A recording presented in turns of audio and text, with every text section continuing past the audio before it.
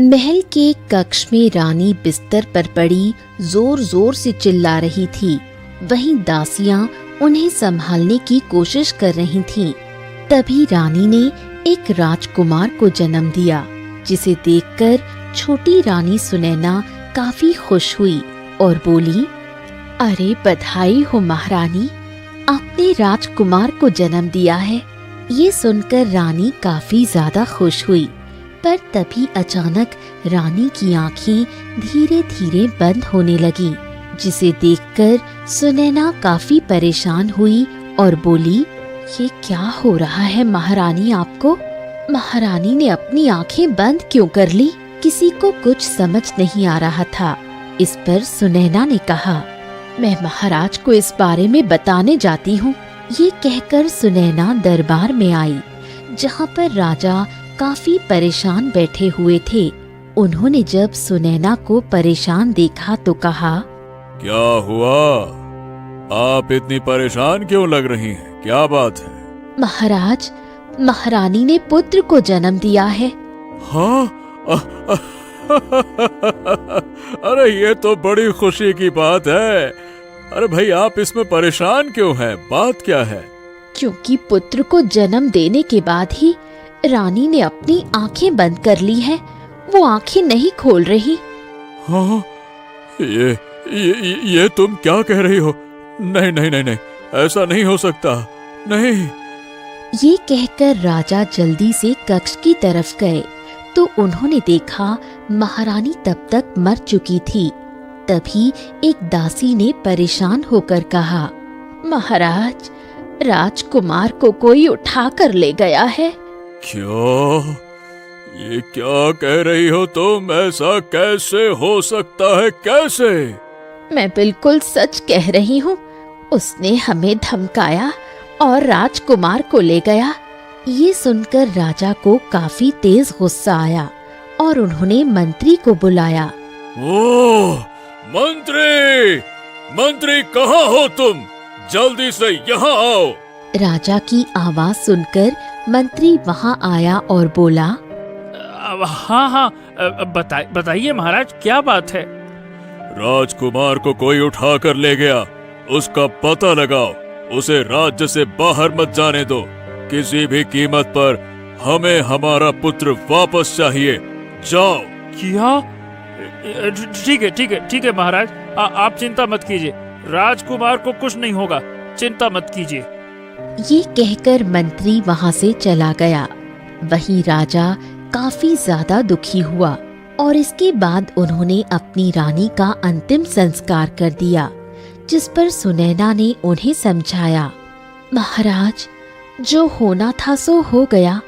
आप परेशान मत होइए, मैं आपके साथ हूँ। हमारे राजकुमार जल्द ही मिल जाएंगे। हाँ, बस भगवान से यही प्रार्थना कर रहा हूँ, क्योंकि उसने हमारी महारानी, हमारी अर्धांगिनी तो छीन लिया। अब बस हमारे राजकुमार को लौटा दे, लौटा दे।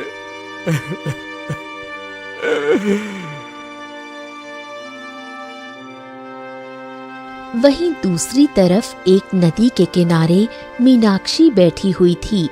वो पानी भरने आई थी। मीनाक्षी देखने में बहुत ही सुंदर थी। तभी उसे बच्चे के रोने की आवाज सुनाई दी, जिससे वो काफी हैरान हुई। अरे, ये बच्चा कहाँ रो रहा है? यहाँ कहीं तो बच्चा दिखाई नहीं दे रहा। तभी उसके पास एक टोकरी आ गई, जिसमें एक बच्चा लेटा हुआ था।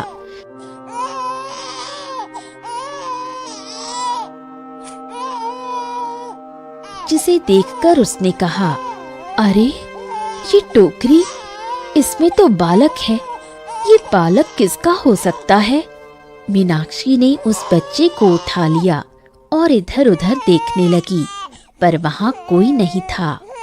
अरे, यहाँ पर तो कोई नहीं है। अब मैं क्या करूं? ये बालक तो बहुत तेज रो रहा है। मुझे इसे शांत कराना पड़ेगा।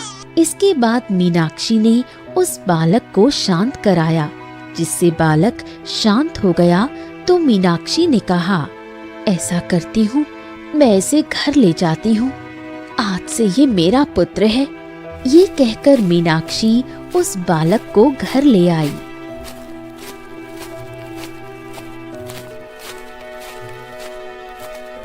जब मीनाक्षी की माँ गीता ने उसके हाथ में बच्चा देखा तो कहा, अरे मीनाक्षी, ये तेरे हाथ में बच्चा कहाँ से आ गया? तू तो पानी भरने गई थी ना नदी पर। हाँ माँ, मैं पानी भरने गई थी, पर तभी मुझे ये बच्चा मिला। क्या बच्चा मिला? ये तू क्या कह रही है? तभी वहाँ पर मीनाक्षी के पिता राजू आ गए। उन्होंने जब बच्चे को देखा तो कहा, अरे बेटा मीनाक्षी, ये किसका बच्चा है और तू इसे हमारे घर पर क्यों ले आई है? इसके माँ बाप कहाँ हैं? पिताजी, ये बच्चा मुझे नदी किनारे मिला है, पता नहीं किसका है। नहीं नहीं नहीं नहीं, जहाँ से तू इसे लेकर आई है, जा वहीं इसको छोड़ कर आ। हम इस बच्चे को नहीं रख सकते। पर क्यों पिताजी? आप इस बच्चे को क्यों नहीं रख सकते हैं? देखिए ना, ये कितना प्यारा है। मेरा तो मन ही नहीं हो रहा है इसे छोड़ने का। ओहो, मना कर दिया मतलब कर दिया। इस बच्चे को छोड़ कर आ, वरना हमसे बुरा कोई नहीं होगा। चल जा। गांव वाले 10 तरह की बातें कहेंगे, तू अभी नहीं समझती। जा इसको छोड़ कर आ। नहीं, मैं बच्चे को नहीं छोड़ सकती। क्या मतलब है कि तू इस बच्चे को नहीं छोड़ेगी? नहीं, मैं बच्चे को नहीं छोड़ सकती। अरे तो तू निकल जा इस घर से, जा। अरे तुम्हें हम अपने घर में नहीं रख सकते, क्योंकि गांव वाले 10 तरह की बातें कहेंगे। वो कौन सुनेगा? नहीं तो मैं नहीं सुनने वाला। चल निकल यहाँ से। अरे निकल। गांव वाले चाहे कुछ भी कहें, आज से ये मेरा बेटा है और ये मेरे साथ ही रहेगा। अगर आप मुझे अपने घर में नहीं रख सकते तो कोई बात नहीं, मैं आपका घर छोड़कर जा रही हूँ। ये कहकर मीनाक्षी बच्चे को लेकर वहाँ से चली गई, जिस पर राजू और गीता काफी ज्यादा दुखी हुए। और राजू ने कहा, हे भगवान, मुझे पता नहीं था कि मेरी बेटी ऐसी होगी। जरूर ये इसी का बच्चा होगा और झूठ बोल रही होगी कि यहाँ वहाँ से उठा कर लाई है। हाँ नहीं तो। ये आप क्या कह रहे हैं? आपको अपनी बेटी पर विश्वास नहीं? अरे मुझे अपनी बेटी पर बहुत विश्वास है, पर गीता तुम ही देख लो, वो उस बच्चे को छोड़ ही नहीं रही, तो मैं और क्या समझूं? बताओ। ये सुनकर गीता भी काफी दुखी हुई।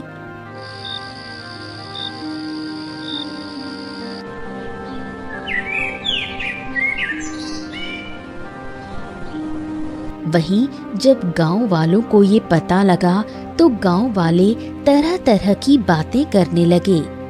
क्यों गीता बहन, मैंने सुना है मीनाक्षी अपने साथ किसी बच्चे को लेकर आई है। हाँ बहन, वो उसे नदी किनारे मिला था। जरूरी नहीं नदी किनारे मिला हो, मुझे तो ऐसा लगता है वो उसका ही बच्चा होगा। ये आप क्या कह रही हैं बहन?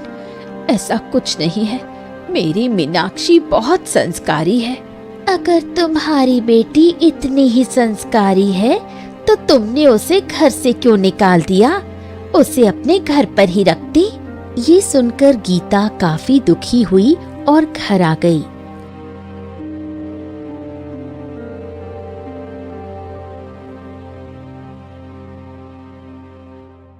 अब वो घर से बाहर नहीं जाती थी, जिस पर राजू ने कहा, ए गीता, तुम घर से बाहर क्यों नहीं जाती हो? क्या करूं जाकर? गांव वाले मुझ पर उंगली उठाते हैं। हमारी बेटी ने तो हमें कहीं का नहीं छोड़ा। वहीं दूसरी तरफ मीनाक्षी उस बच्चे को लेकर एक झोपड़ी में आ गई और उसी में रहने लगी। आज से मैं तुम्हारी देखभाल करूंगी और तुम्हारा नाम रोहन है। आज से मैं ही तुम्हारी माँ हूँ। मीनाक्षी रोहन की देखभाल बिल्कुल एक माँ की तरह किया करती। वो उसका बहुत ध्यान रखती और हमेशा अपने साथ ही उसे रखा करती। धीरे धीरे समय के साथ रोहन बड़ा हो रहा था।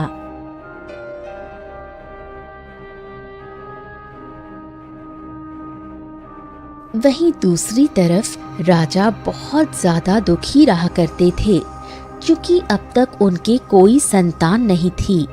वहीं राजकुमार भी नहीं मिले, जिस पर सुनैना ने राजा से कहा, महाराज, आप दुखी क्यों हो रहे हैं? मैं तो हूँ आपके साथ। महारानी, आपके होने से कुछ नहीं होता। पता नहीं हमारा पुत्र किस हालत में होगा।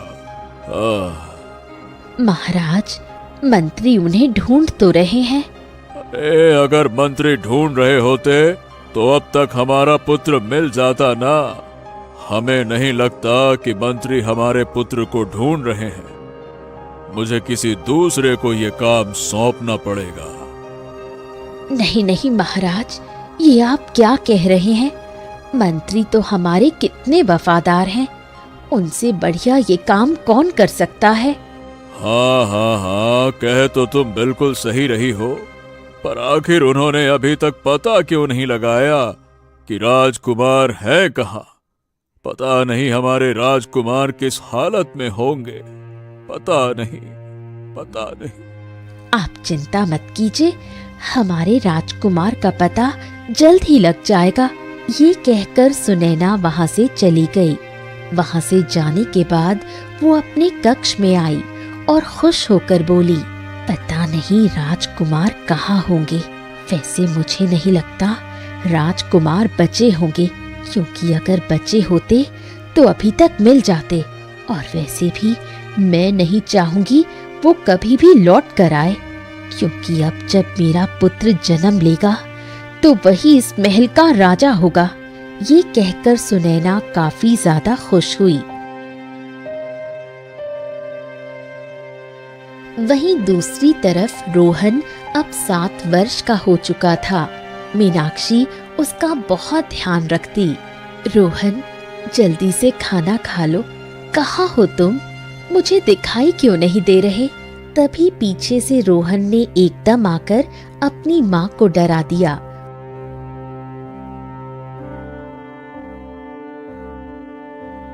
और हंसकर कहा, माँ डर गई, माँ डर गई, माँ डर गई, माँ डर गई, माँ डर गई। ये हाँ हाँ, मैं डर गई। अब जल्दी से खाना खा लो। नहीं नहीं, मुझे खाना नहीं खाना। क्यों? खाना क्यों नहीं खाना? अगर तुम खाना नहीं खाओगे तो बड़े कैसे होगे? नहीं नहीं नहीं नहीं नहीं, मुझे खाना नहीं खाना, नहीं खाना, नहीं खाना। मीनाक्षी ने देखा रोहन थोड़ा उदास था। उसे उदास देखकर मीनाक्षी ने कहा, क्या हुआ? तुम उदास क्यों हो? माँ, आप मुझे बताती क्यों नहीं? मेरे पिता कहाँ हैं? सबके पिता होते हैं, पर मेरे तो नहीं है ना। आज जब मैं खेल रहा था ना, तो एक औरत कह रही थी कि मैं अनाथ हूँ। आप मुझे उठाकर लाई थी। ऐसा है क्या माँ?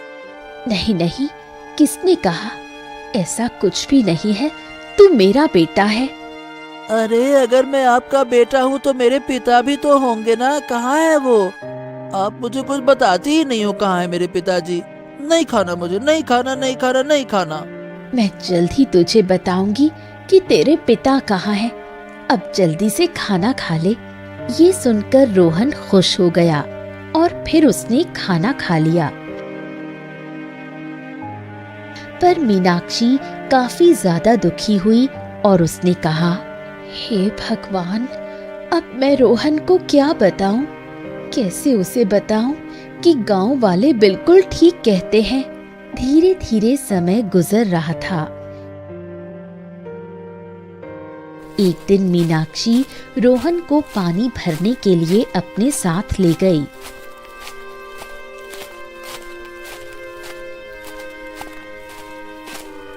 तभी वहां पर रेखा भी आ गई। रेखा ने जब मीनाक्षी और रोहन को देखा तो मुस्कुरा कर कहा, अरे मीनाक्षी, अपने बेटे के साथ आई हो? हाँ हाँ चाची, अपने बेटे को लेकर आई हूँ। क्यों, क्या हो गया? वैसे सच में ये तुम्हें नदी किनारे ही मिला था? या फिर तुम झूठ बोल रही हो? आपको ऐसा क्यों लगता है मैं झूठ बोल रही हूँ? ये मेरा बेटा है,